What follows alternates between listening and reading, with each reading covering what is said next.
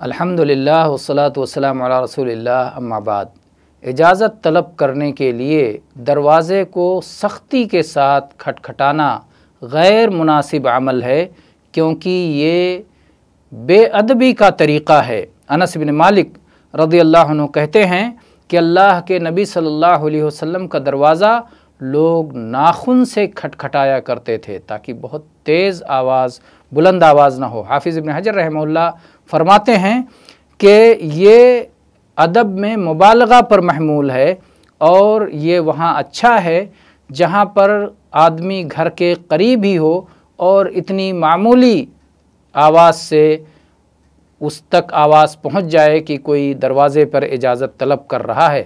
لیکن اگر کوئی دروازے سے دور ہے تو کچھ اور زیادہ شدت کے ساتھ، کچھ اور زیادہ تیزی اور قوت کے ساتھ دروازہ کھٹکھٹانے میں حرج نہیں ہے، لیکن ادب اور سلیقہ ملحوظ ہونا چاہیے۔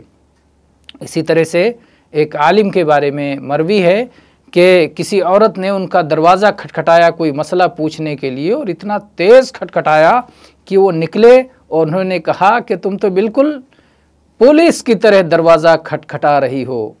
تو دروازہ کھٹکھٹاتے ہوئے یہ خیال رکھنا چاہیے کہ ادب اور سلیقے کے ساتھ اور نرمی کے ساتھ دروازہ کھٹکھٹایا جائے اجازت طلب کرنے کے لیے۔